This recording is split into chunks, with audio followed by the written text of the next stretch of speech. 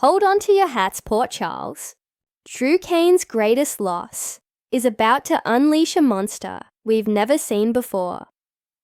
Let's be real, General Hospital fans. We all saw that glint in Drew Kane's eye. You know the one. It's that smug, self-satisfied sparkle he's been flashing all over town since he somehow convinced Veronica, Ronnie Bard, to hand over the keys to the Quartermaine mansion.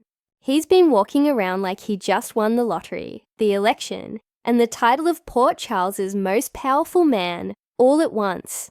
But here's the thing about building your castle on a foundation of secrets and shady deals. It's only a matter of time before the whole thing comes crashing down. And when it does for Drew, we're not just talking about a simple setback. We're talking about a full-blown, earth-shattering collapse that could very well shatter whatever is left of the man we thought we knew.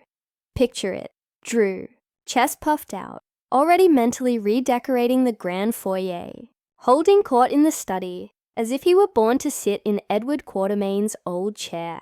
He's been boasting, making plans, and essentially measuring the curtains for a home that was never, ever truly his to claim. It's been a masterclass in counting your chickens before they hatch. And oh, what a devastatingly ugly hatchling is about to arrive. Because while Drew has been busy playing king of the world, a force of nature named Tracy Quartermaine has been quietly, methodically connecting the dots. The discovery of Monica's real will wasn't just a plot twist.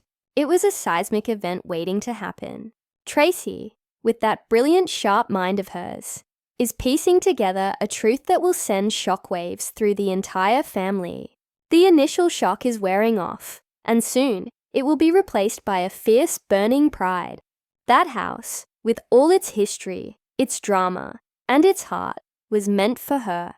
You can bet that when Tracy storms through those doors, legal documents in hand and righteous fire in her eyes, it's going to be a moment for the history books. She won't just be stating a fact. She'll be reclaiming a legacy, but the path to that glorious, nail-biting confrontation is going to be a wild ride.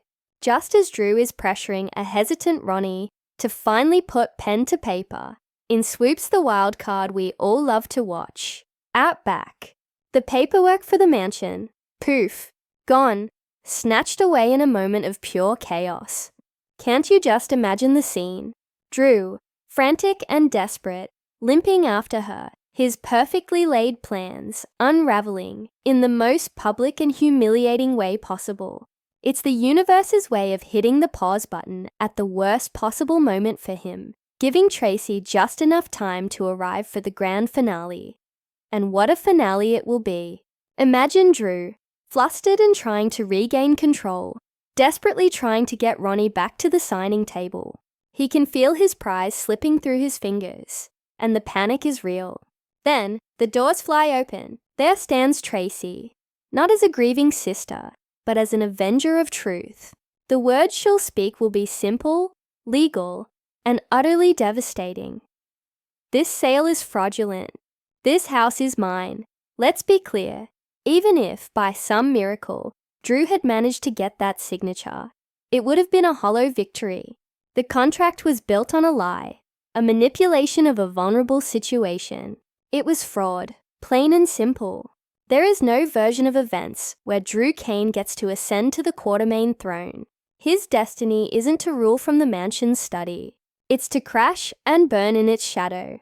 And this, my friends, is where the real story begins.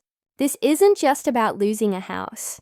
For a man like Drew, who has tied his entire identity, his sense of power, and his wounded ego to this single acquisition, this is a loss of catastrophic proportions.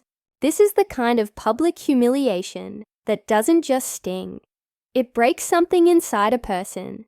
If you thought the old Drew was a formidable adversary, just wait. You haven't seen anything yet. The Drew we've been dealing with so far has been calculating, maybe a little arrogant, and definitely manipulative. But he's still been operating with a shred of, well, not decency, but perhaps a thread of restraint. What happens when that last thread snaps? What happens when a man who believes the world owes him everything has his last, greatest prize ripped away? He doesn't just get angry. He transforms. The loss of the Quatermain mansion could be the final push that sends Drew Cain spiraling into a darkness we've only glimpsed. This is the origin story of a true monster in the making. The calculated businessman could give way to a truly unhinged villain, one who has nothing left to lose. The gloves will be off. The low blows will get lower. The schemes will become more ruthless, more personal, and more dangerous. Think about it. He'll be driven by a white-hot rage and a bottomless pit of vengeance. He'll want to make everyone pay. Tracy, his enemies, anyone he perceives as having a hand in his downfall. The Quatermain family and all of Port Charles should be bracing themselves. The man who wanted to be their king is about to become their worst nightmare. The monster is at the door, and he's just been given a reason to break it down. So grab your popcorn, folks. The downfall of Drew Cain is going to be terrifying, tragic, and absolutely unmissable television.